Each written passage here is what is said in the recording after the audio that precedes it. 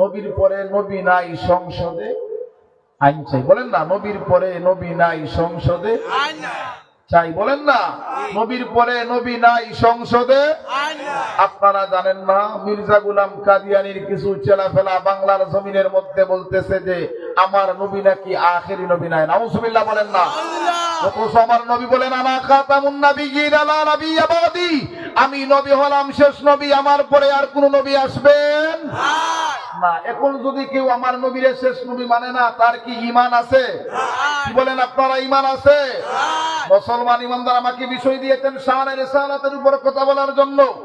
আমরা আজকে তত্ত্বহীন কণ্ঠে মাধবপুরের জমিন থেকে জানিয়ে দিতে চাই, বাংলার মুসলমান কোনদিন নবীকে দেখেন নাই, ঠিক কিনা বলেন?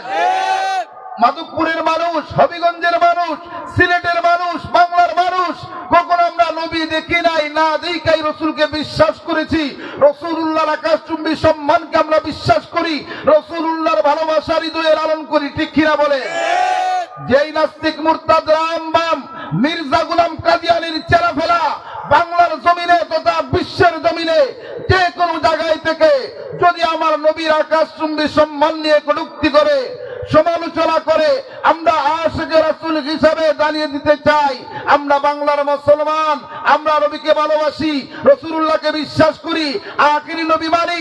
আমাদের নবী ছাড়া আমাদের কোনো উপায় নাই, বলেন উপায় নাই। আমরা জানিয়ে দিতে চাই বাংলার যে কোনো প্রান্তে যদি মির্জা গোলাম কাদিয়ানির চেলা ফেলারা রাসূলুল্লাহর আকাশচুম্বী সম্মানকে লেখনির মাধ্যমে, বক্তব্যের মাধ্যমে রাসূলুল্লাহর আকাশচুম্বী সম্মানকে ক্ষুণ্ণ করতে চায়, আমরা আশিকে রাসূল তার দাঁত ভাঙা জবাব দিতে রাজি আছি ইনশাআল্লাহ। সবাই হাতটা তুলেন, বলেন ইনশাআল্লাহ।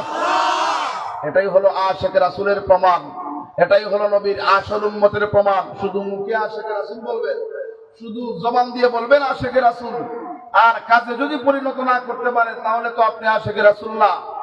আজকে দেখা যায় আমরা মুখে মুখে বলি আশিকে রাসূল, গলা ফাটাই নিতে পারি, কিন্তু যখন নবীর উপর আঘাত হয়, নবীর আকাশচুম্বী সম্মানকে নিয়ে কটূক্তি করা হয়, তখন আশিকে রাসূল আমরা ঘরে বসে থাকি। কথা বলেন ঠিক কিনা? এটা আশিকে রাসূলের পরিচয় না। যদি আপনার ভিতরে ঈমান থাকে, রাসূলুল্লাহর মহব্বত থাকে, তাহলে আপনি সাথে সাথে তার জবাব দেওয়া আপনার জন্য ঈমানের দাবি। কথা বলেন ঠিক কিনা?